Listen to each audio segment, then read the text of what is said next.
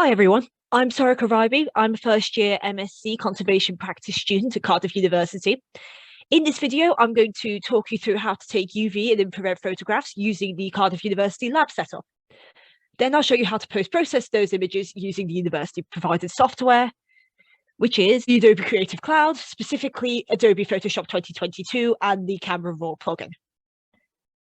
So first, I'll go through the uses of UV and infrared photography in conservation, just so you're certain this technique is appropriate to your objects before you go to all the trouble of taking all these photographs. Then I'll go through UV photography.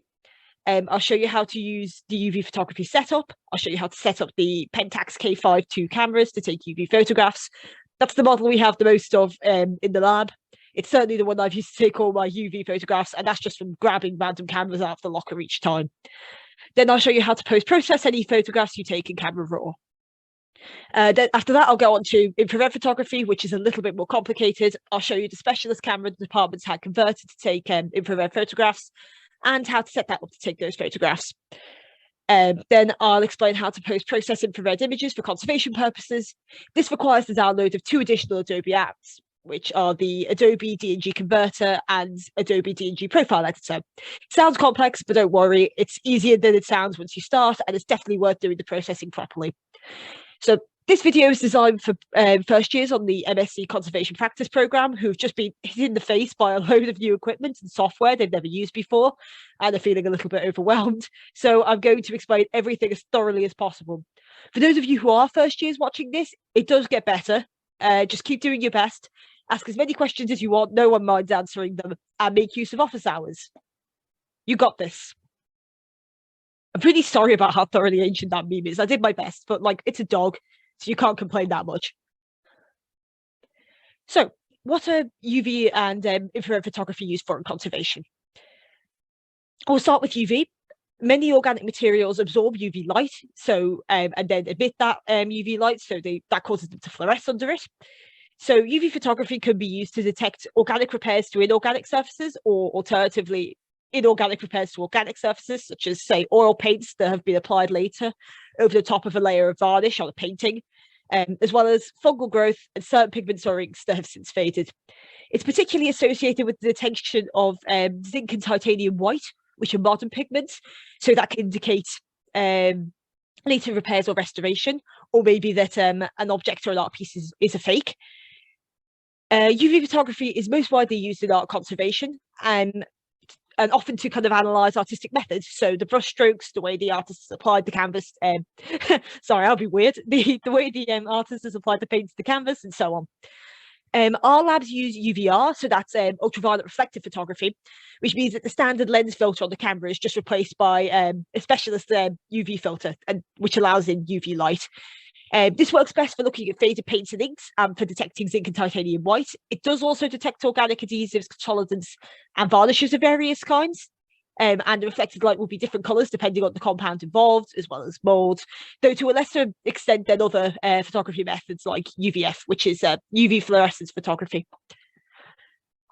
Infrared photography makes graphite pencil marks, carbon-based inks, and certain pigments, including those under the surface layer of an object, visible and or readable. It's also frequently used in art conservation to uncover underdrawings or hidden signatures or watermarks. Cameras have to be more heavily modified to take these kinds of photographs, which is why we have a specially converted one in the lab.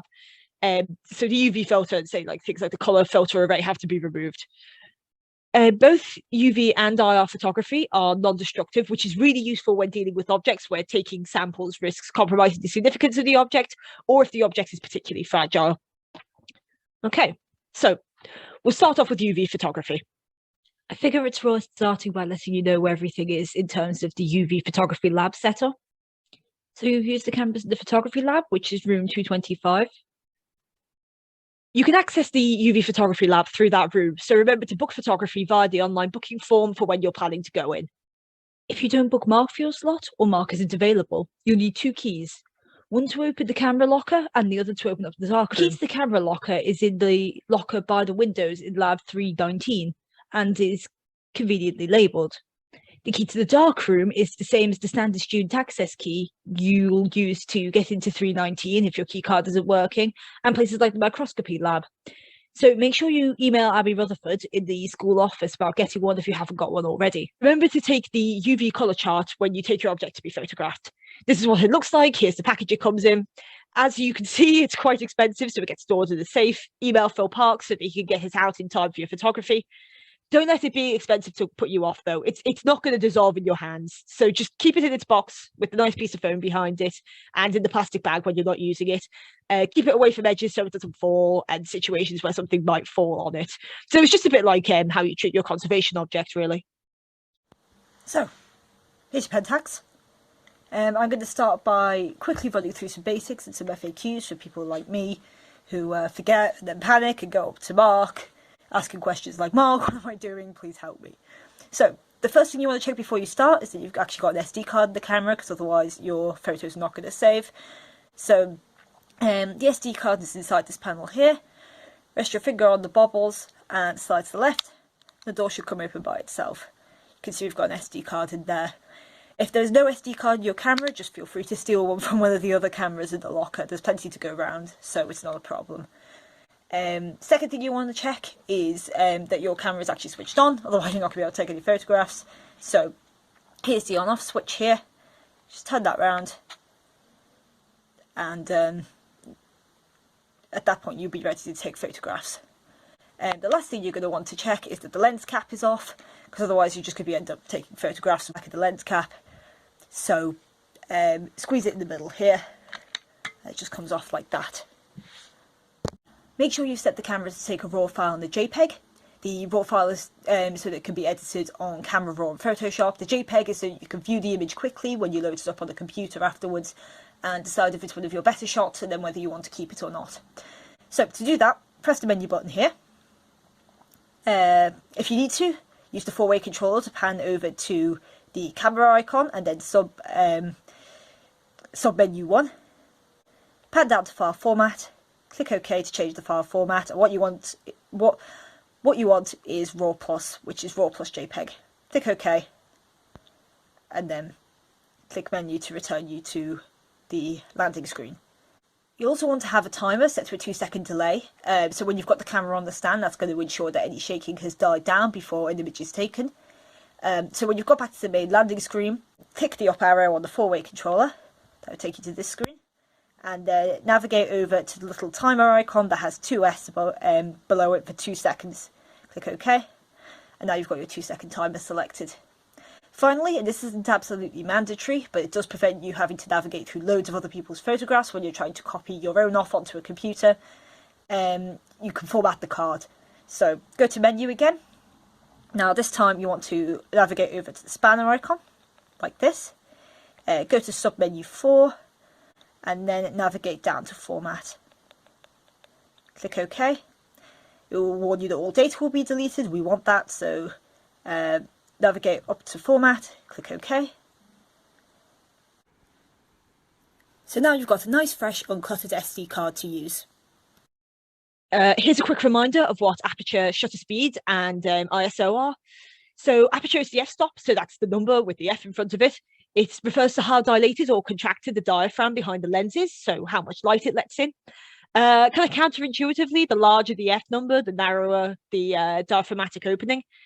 Then shutter speed controls the length of time the shutter is open before the photograph is taken. This also affects the how much light is left in, but also the sharpness or motion blur on the image. ISO affects the camera sensitivity to light. So in a well-lit lab like those at Cardiff, it's best to keep the ISO at 100 to prevent your images being too grainy.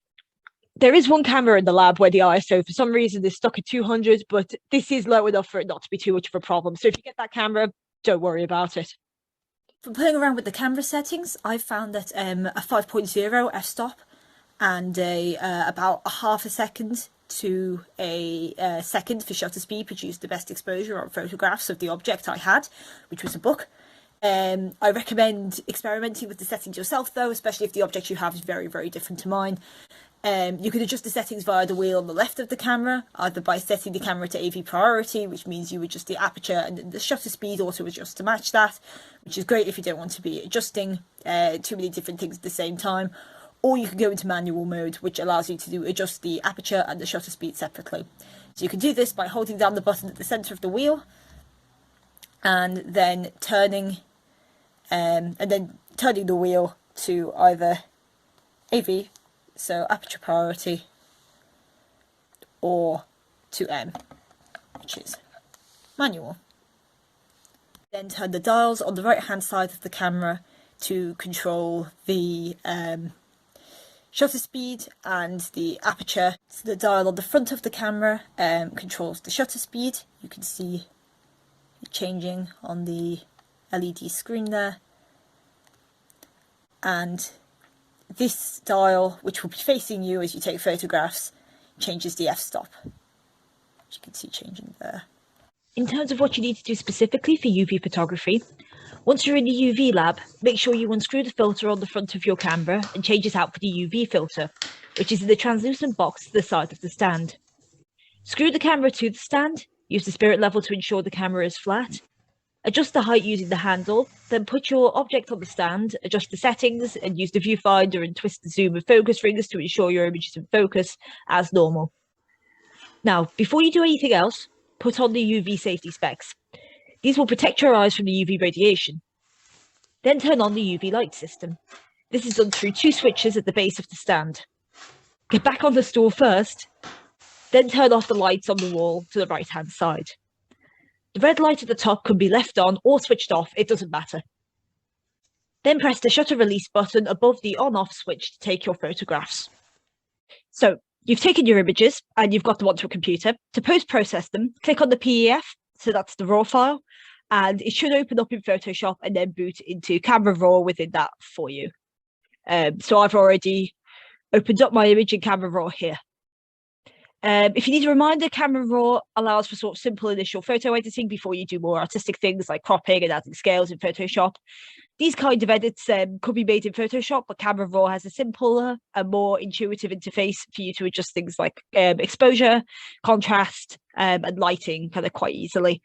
For UV photography and conservation, there's no need to convert to black and white because you're often what you're trying to do is show different colours that the various materials have fluoresced in order to kind of ID them.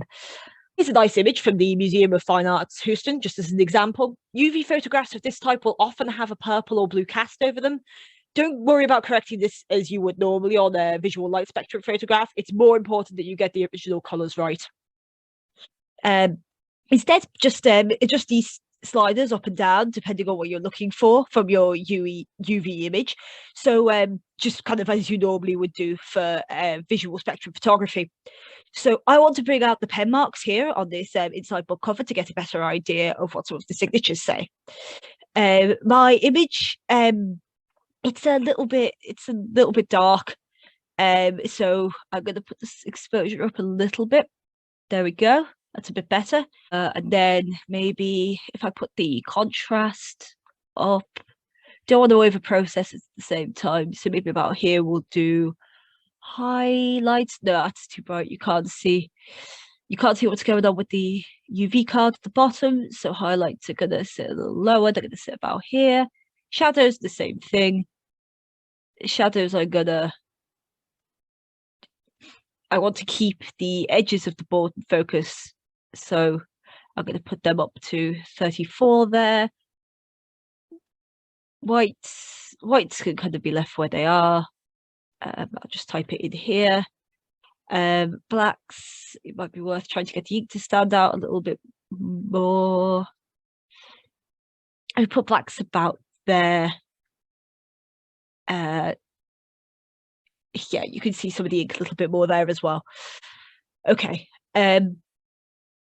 So for things like clarity, texture, and dehaze, don't go beyond +7 or -7 as it tends to look a bit over processed. So I'm going to put the texture up to 7 here, put the clarity up to 7 as well. I'm going to see what happens with the dehaze. What's dehaze doing very much? Yeah, I'll put that at -7 there. And with vibrance and saturation, it's +10 and -10. So I'm going to see what happens when I put the saturation. I'm going to leave that at 0 where it started because I don't think it's helping. I'm going to take the vibrance down to -10, I think. There we go. Before I mentioned that UV is often used to read faded inks, meaning sharpening might also be able to help us in terms of being able to read some of the things written here. So open up the detail menu, just down here. Here's sharpening just over there, and you can adjust that slider and it will sharpen your image. Zooming in can help you see whether or not it's coming into focus. So that's a bit vague there. This is perfect. That looks over sharpened. So we're going to stick it at about, say, 115. We zoom back out again. Can you see how those ink marks are now looking a little bit more like letters? And these scratches right here, a bit more like scratches from pen nibs. So these are the kind of the ways that you can use UV photography and post-processing as part of your analysis. So now we'll move on to the second part of this video, which is infrared photography. This is a little bit more complicated and requires a bit more specialist equipment, but I'm going to walk you through it, and some things are just the same as they are for UV photography. So the department had a camera that's been specially converted for use in infrared photography. You'll find this camera in room 2.27A. It's on a shelving unit along the left wall as you kind of enter the room. Here's a photograph of it. It may or may not be in its bag. You can tell it apart from the other cameras by the fact that it's got this white cord that's attached onto it.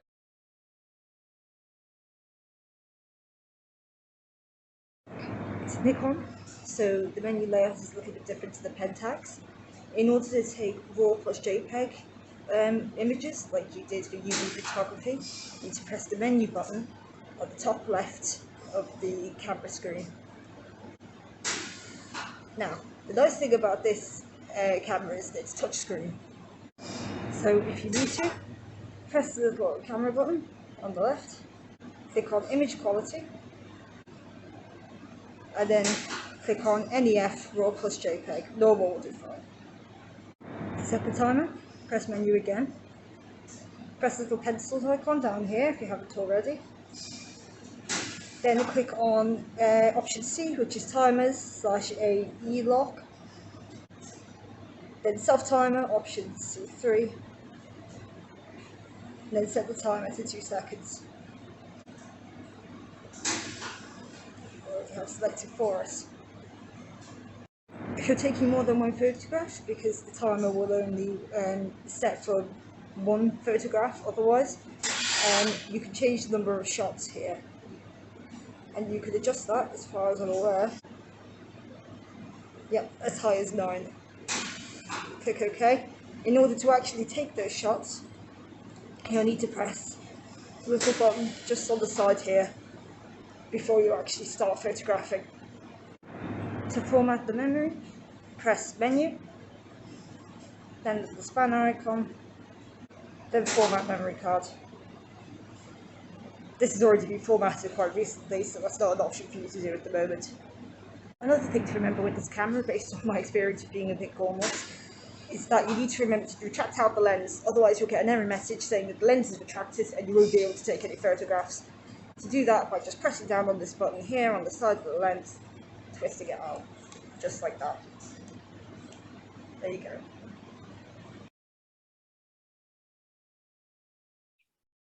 You can adjust the aperture and the shutter speed by tapping the left and right arrows in the boxes here. I've got a photograph of these rather than putting it on a video because it's just a little bit easier to see this screen that way.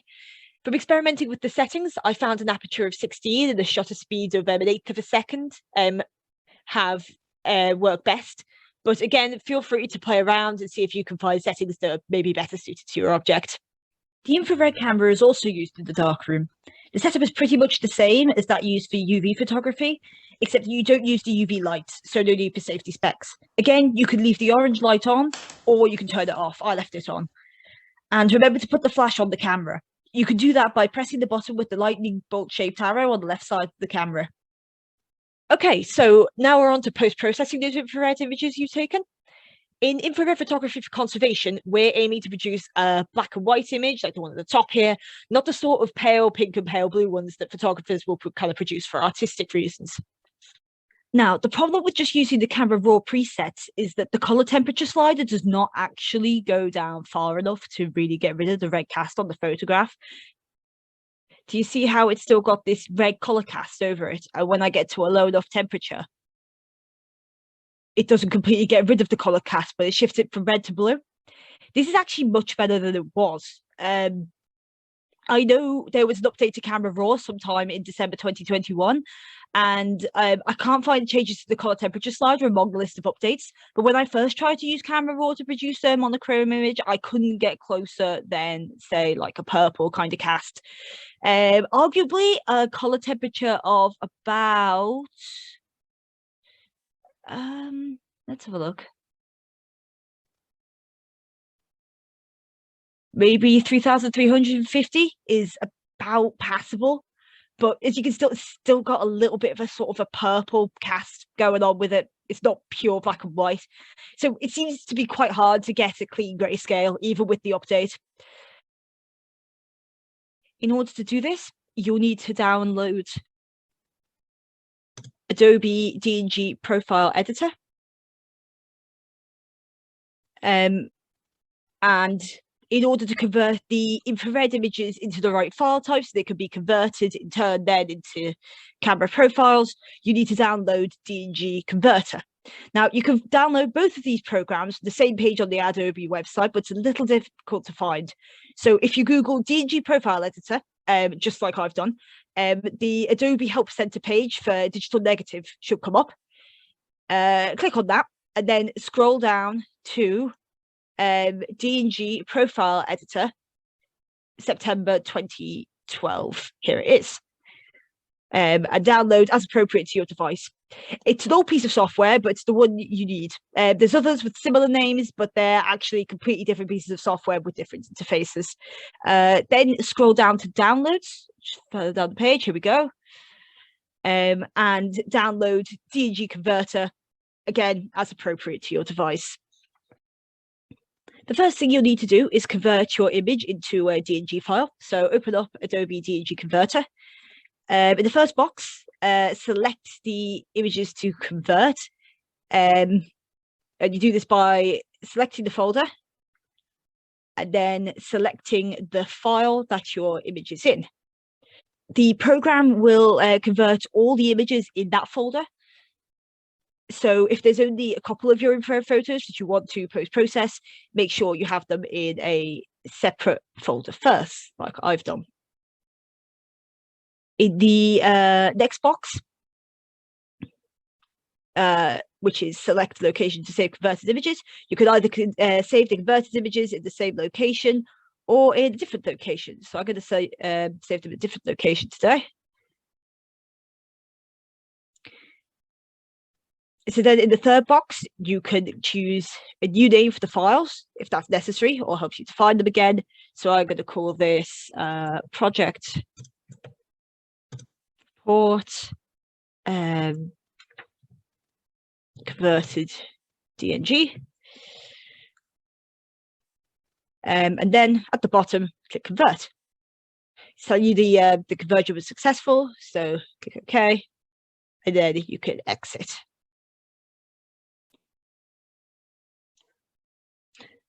Now, open D&G Profile Editor.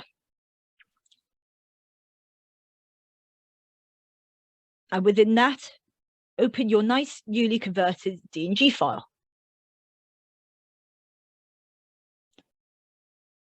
Once it's open, click over to Color Matrices, which is the third option from the left.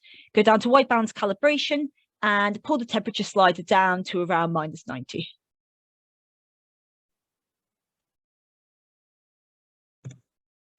There we go. Now what you want to do is click File, Export Nikon D5600 profile, and then check your file path. So that's fine. And give your profile a name. So I'm going to call it, for the sake of simplicity, because this is what I'm doing. Project report profile. Then click save. Okay. So exit there.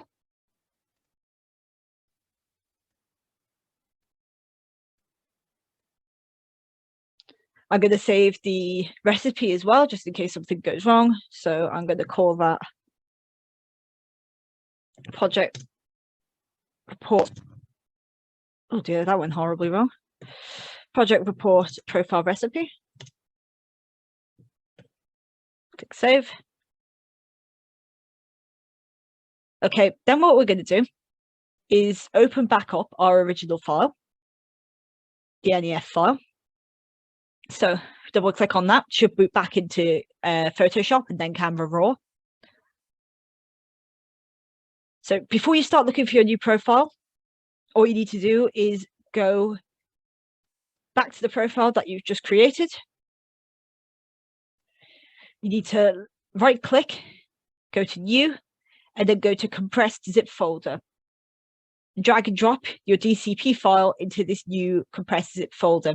Now, this is because Camera Raw only uses profiles that are .zip files.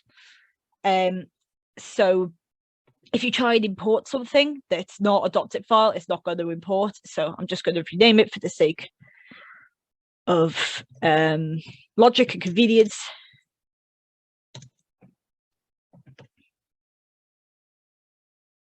And now that should be all done, and you should be able to import it. So when you're on the main editing screen, go across at profile and go to the browse profiles icons, so the three little blocks and the magnifying glass over here. Click on that, then click at the three dots at the top of the page that says more profile options. Go down to import profiles and presets. You can see your zip file here, the project report profile. Click on that and click open. Now, if you scroll down to profiles, just here, there should be one called project report profile, and here it is right here. So we're just going to load that up by clicking on it. And then we can go back to the main editing window. So now that we've done that, can you see how the color temperature has gone up to 50,000? That gives you much more scope to adjust it down. So start by adjusting the white balance by clicking on the dropper tool, and then clicking on the whitest part of the image. So that's about here. Often the temperature will jump down as the white balance is adjusted, like that. But if it doesn't do this, just like it hasn't done it here, you can also manually adjust the temperature until you're happy that you've got a nice clean black and white image. So if that's going a little blue already. So if I set it about here, that's quite a good black and white image, I think. So I've got this at 35,000. That seems pretty good to me. You might disagree. Feel free to adjust it to whatever temperature kind of suits your eye. After that, feel free to adjust the exposure. So I'm going to put it here. Contrast, highlights, whites and blacks, and the texture and clarity to bring out any details you may be interested in, just like the standard visual spectrum photography and in the UV photography that I showed you earlier. Remember to click done to save your changes, or open to crop and add scale bar, as well as anything else you might want to do in Photoshop. So we're at the end of the video. I'd like to thank Jared Seifert, who introduced the idea that UV and infrared might potentially be useful to my work in the first place, and talked me through the UV photography setup. Dr. Nicola Emerson, who assisted my first attempts at infrared photography. Mark Lodwick, who supported all my subsequent work in the photography lab and generally put up with my questions and my early morning inability to remember how to use a camera. And Phil Parks, who approved the concept for this project and has overseen it. And thank you very much to all of you for watching this video. I really hope it's been helpful. I've put my references at the end here. Just put them into these slides, which I will show you now. And I'll also put these into the caption in case they're helpful to anyone. So yeah, again, thanks very much for watching, and enjoy taking your photographs.